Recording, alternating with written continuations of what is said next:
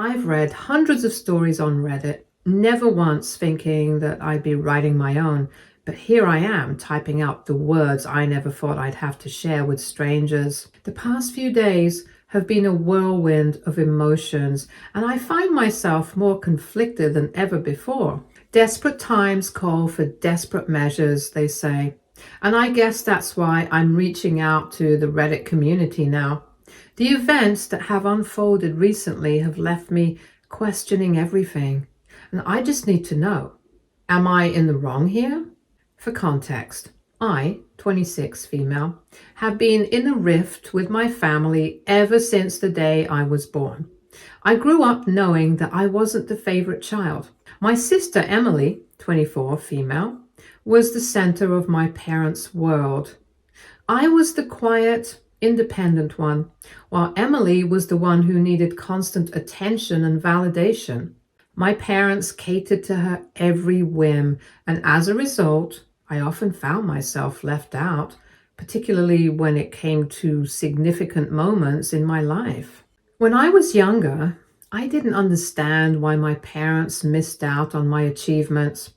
My school recitals, award ceremonies, and even birthdays often came and went without much acknowledgement from them.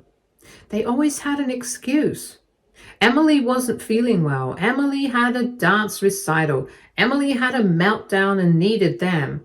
It became a pattern I grew accustomed to, but it still hurt. By the time I was a teenager, I had learned to stop expecting much from them. I poured myself into my studies and extracurricular activities, hoping to find validation elsewhere. I succeeded, earning scholarships and accolades, but my parents were usually too busy with Emily's latest crisis to notice. It wasn't that they didn't care at all. They just cared more about keeping Emily happy. My parents' absence was particularly glaring during my college years. I was accepted into a prestigious university, one of the top in the country. I was over the moon, but when I called my parents to share the news, their response was lukewarm. They congratulated me briefly before changing the subject to Emily's latest drama with her friends. They didn't attend my graduation either, claiming that they couldn't leave Emily alone. It was the same story when I got my first job offer. Pride in my achievement was overshadowed by their concern for Emily's fragile emotional state. Not even once they questioned why all of Emily's problems arose when I was about to have my moment. As the years passed, I realized that nothing I did would ever be enough to make my parents prioritize me over Emily. So I stopped trying to win their approval. I focused on building a life of my own, surrounded by friends who appreciated me for who I was. I met my fiancé Mark during a business conference, and we quickly fell in love. He was everything I had ever wanted in a partner. Kind, supportive, and understanding. He made me feel valued in ways my parents never had. When Mark proposed, I was ecstatic. I finally felt like I was the one who was being appreciated and cared for. We started planning our wedding, but I couldn't shake the nagging feeling that my parents would find a way to disappoint me yet again. I confided in Mark about my concerns, and he suggested that we have a small, intimate ceremony with just a few close friends and family. I agreed, knowing that it would minimize the chances of my parents missing out on yet another milestone in my life. As the wedding date approached, I debated whether to invite my parents at all. Part of me wanted them there, even if just for appearances, but another part of me feared they would decline or make excuses. I had not informed them very promptly after getting engaged, and I knew that it was a ticking bomb. In the end, I decided to be optimistic and call them. Mom picked up my call, and I told her I had news. This time, I didn't have high expectations because my parents hadn't reacted well to any of my accomplishments. Why would their reaction to this be any different? And I was right. When I told them that I got engaged, their first question was, to who?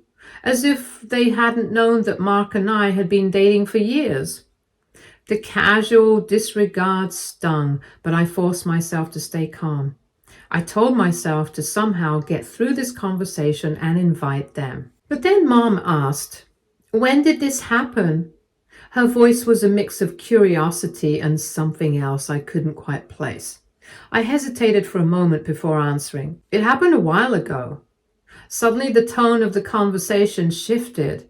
Without warning, Mom started accusing me of being a bad daughter for not informing her right away.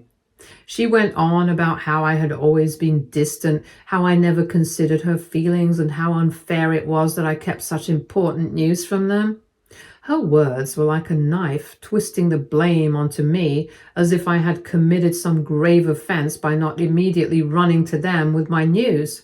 I tried to explain that Mark and I wanted to take some time to enjoy our engagement privately before announcing it, but she wouldn't hear it.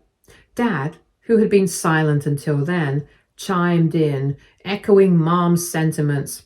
He said I had shown a complete lack of respect for them, and that it was just another example of how I had always chosen my own path without considering the family. Their reaction wasn't just disappointing, it was infuriating. Here I was, excited to share one of the happiest moments of my life, and instead of congratulations or joy, I was met with criticism and guilt. The more they spoke, the more I realized that this conversation was never going to go the way I had hoped. It didn't matter what I said or how I tried to justify my actions. They were determined to make me feel like I was in the wrong. But what came next was the final straw. After their endless blame and guilt, Mom's tone suddenly softened, almost as if she were trying to offer an olive branch. She said that they were willing to come to the wedding, but only if I made some adjustments according to Emily's needs. The words hung in the air, heavy with the implication that once again, my life's most important moments had to be tailored to suit my sister. They wanted me to change the date, the venue, even the guest list, anything to ensure that Emily was comfortable and happy. It was as if my wedding was just another event that needed to revolve around her. That was the end of my patience. I realized that no matter how hard I tried to include them, no matter how much I bent over backward, it would never be enough. They would always prioritize Emily, and I would always be the one expected to make sacrifices. Without another word, I hung up the phone. I didn't call them back, and they didn't reach out to me either. At that moment, I knew that inviting them would only bring more pain and disappointment. Mark and I proceeded with our plans, focusing on what truly mattered, celebrating our love with the people who genuinely cared about us. I had finally put my foot down, and while it hurt to cut that cord, it was also liberating. I wasn't going to let them ruin another moment in my life. When the wedding day arrived, it was everything I had dreamed of and more, surrounded by those who loved us unconditionally. Mark and I exchanged our vows in a ceremony that was intimate, joyful, and free from the toxic dynamics that had plagued so much of my past. Mark's family stood by my side through this tough time and made me feel like I finally belonged somewhere.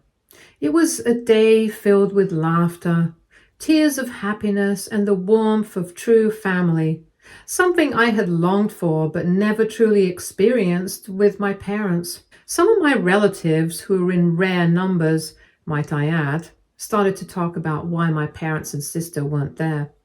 I didn't want to get into this matter way too much, but to avoid the image of an ignorant daughter who didn't invite my poor family, I told one of my relatives about what had happened when I told my parents I got engaged. Some of my relatives, though they were in rare numbers, I might add, started to whisper among themselves, questioning why my parents and sister weren't there. I didn't want to delve too deeply into the matter on my wedding day, but I could sense the judgment in their eyes. They saw me as the ignorant daughter who didn't invite her poor family to such an important occasion. To avoid that image and set the record straight, I decided to confide in one of my relatives, who approached me with a concerned look. I told her about what had happened When I informed my parents I got engaged, their cold reaction, their refusal to attend unless everything was tailored to Emily, and the final conversation that ended with me hanging up the call, I explained how their demands had pushed me to a breaking point, leaving me no choice but to move forward without them. As I spoke, I could see the shift in her expression from concern to understanding. She nodded slowly, realizing that this wasn't a simple case of a daughter neglecting her parents, but rather a culmination of years of favoritism and emotional manipulation. It wasn't long before the story began to circulate among the guests, and the whispers gradually turned into murmurs of support and sympathy. By the end of the day, the narrative had changed. Instead of being seen as the daughter who left her family behind, I was recognized as someone who had finally stood up for herself. It wasn't the way I had envisioned my wedding day unfolding, but it was a necessary step in reclaiming my life and my happiness. After the wedding, word quickly spread through our extended family about my parents' absence. It wasn't just a few whispers, it was a wildfire of gossip that ignited old suspicions.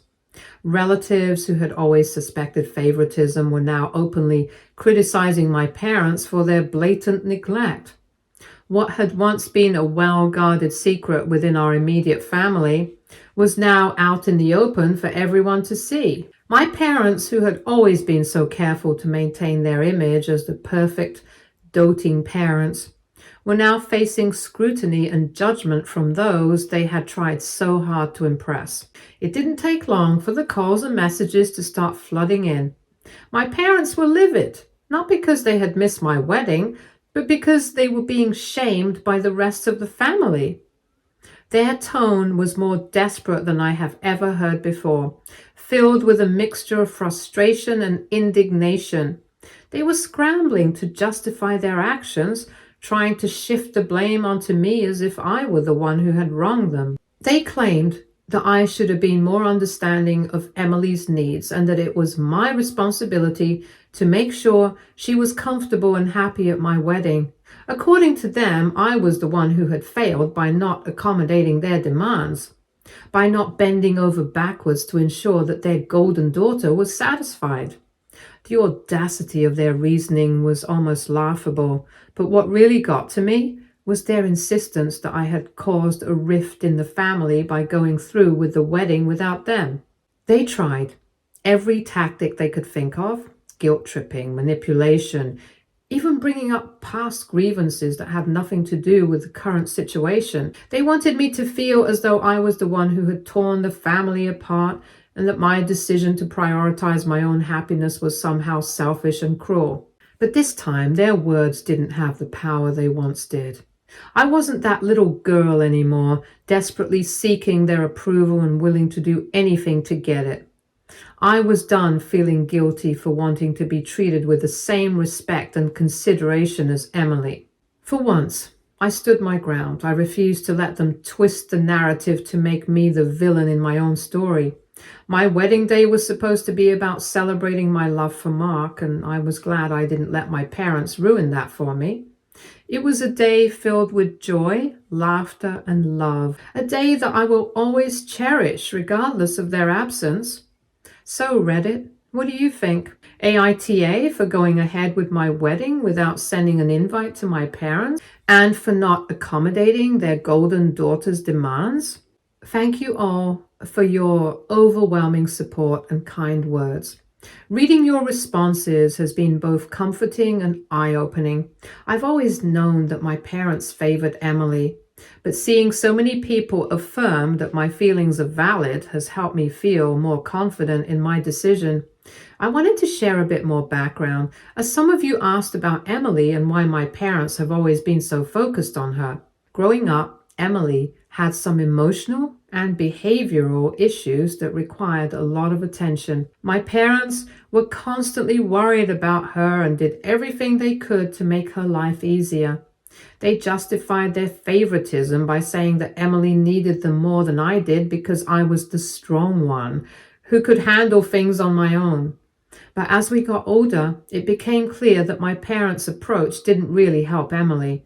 Instead, it turned her into someone who expected the world to revolve around her. She's had a string of failed relationships, and she's never been able to hold down a job for more than a few months. My parents continued to bail her out of every situation, and they've never held her accountable for her actions. For years, I tried to understand their perspective. I told myself that Emily's challenges were the reason my parents focused so much on her, that it was out of necessity rather than choice. But as we got older, it became clear that my parents' approach didn't really help Emily. Instead, it turned her into someone who expected the world to revolve around her. She's had a string of failed relationships, and she's never been able to hold down a job for more than a few months. Every time she stumbled, my parents were right there to catch her, to the point where she never learned how to stand up on her own feet. They've never held her accountable for her actions, and she's grown up believing that no matter what, she'll always have someone to clean up her messes. In contrast, and I do not mean this as a brag, but I've worked hard to build a stable life for myself. I put myself through college, working multiple jobs to make ends meet. I've never asked my parents for anything, not even when I was struggling financially. I think that's part of why they don't see me as a priority. I've never needed them in the same way Emily does. So they assume I'm fine without them. In their eyes, I'm the one who has it all together, the one who doesn't need the same level of support. But what they don't realize is that everyone, even the strong one, needs love and care too. After the wedding, Emily sent me a text saying that she was hurt I didn't include her in the wedding party and that she felt excluded. The irony of it all nearly made me laugh. Here she was, playing the victim once again as if the entire wedding was supposed to be centered around her. I was tempted to respond, to explain why I had made the choices I did, but I decided against it. I don't have the energy to deal with her self-centeredness right now. It's always been about her. And I'm tired of being the one who has to cater to her every whim. Mark has been incredibly supportive through all of this. He keeps reminding me that I don't have to explain myself to anyone, especially not to those who have always put me last. His words have been a constant source of comfort, and I'm so grateful to have him by my side during this time. My parents have continued to reach out, leaving voicemails, sending messages, but I haven't responded to them either. Every time my phone buzzes, I feel a pang of guilt, but then I remind myself that this time is for me. I'm taking some time to focus on myself and my new marriage. Mark and I are planning a small getaway, just the two of us, away from all the drama. And I'm excited to start this new chapter of my life without the constant shadow of my parents' favoritism hanging over me. This whole experience has been a wake-up call. I've realized I can't keep sacrificing my own happiness to appease others, especially those who don't value me the way I deserve to be valued. I'm learning to set boundaries, to prioritize my own needs, and to finally put myself first. It's a process, and it's not always easy. But I'm hopeful that this is the beginning of a much healthier and happier life. So thank you again, Reddit, for helping me see things more clearly. Your support means more to me than you'll ever know. A few days ago, I finally decided to meet with my parents. I thought it might be a chance to clear the air and set some boundaries. I wasn't looking for an apology. I knew better than to expect that. But I hoped we could at least have an honest conversation about how their favoritism has affected me. Deep down, I still harbored a faint hope that maybe, just maybe, they'd listen and try to understand where I was coming from. In the days leading up to this meeting, I started hearing more from my relatives. Despite my efforts to stay out of the family drama, my cousin Alex, who's always been more like a sister to me, reached out. She said there were things I needed to know about Emily, and what she told me left me reeling. After I went to college, Emily tried to improve her bond with Alex. They started hanging out a lot. Alex even introduced Emily to her friend group. a bunch of rich, well-connected people. Emily, never one to miss an opportunity to climb the social ladder, quickly tried to fit in. It started with borrowing clothes and accessories from Alex, which seemed harmless enough, but soon it escalated. Emily began throwing parties at Alex's place without even asking and started borrowing money from her as well. But the worst part was what Emily did to Alex's relationship. There was a guy in Alex's friend group that she had been interested in for a long time. When she confided in Emily about her feelings, Emily wasted no time making a move on him. She spent all her time talking to him, even spreading lies about Alex to get closer to him. Although Alex and the guy eventually got together after clearing up the misunderstandings, Emily wasn't done. She tried to sabotage their relationship by making a move on him herself.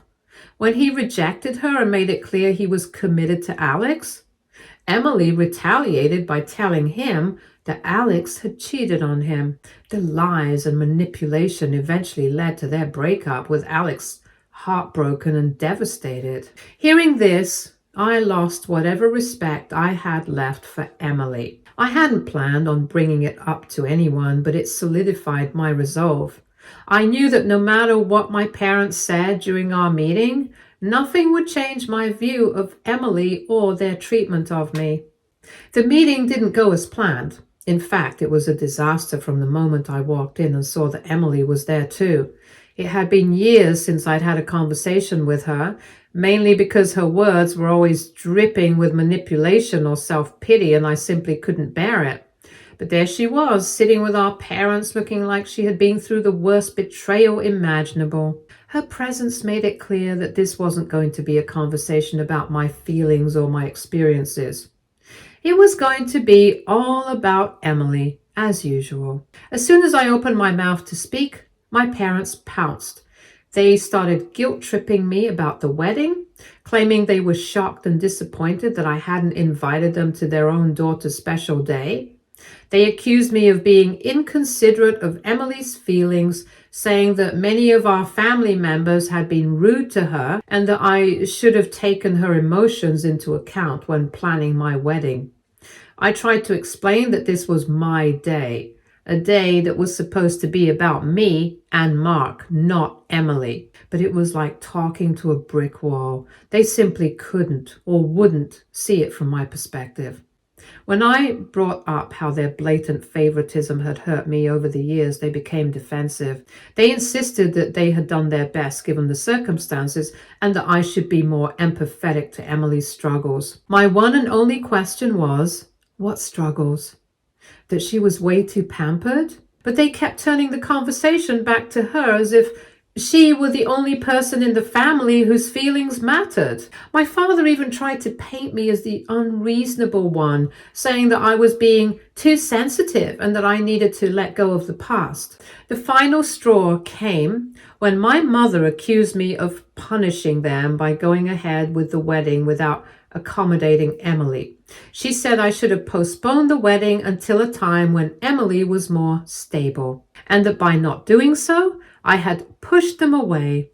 Emily chimed in, implying that I had deliberately excluded her from the wedding to hurt her, and that she had been deeply wounded by my actions. Her crocodile tears and exaggerated expressions of betrayal were almost laughable if they weren't so infuriating. And that's when I broke.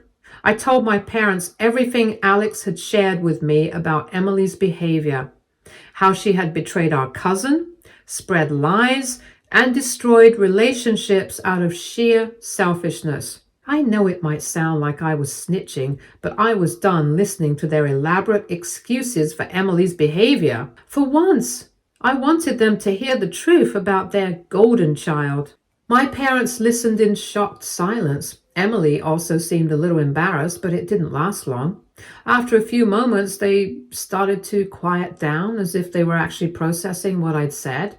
But just as I thought I might have gotten through to them, they turned the blame back on me and on Alex. They accused us of conspiring against Emily, of trying to turn the family against her.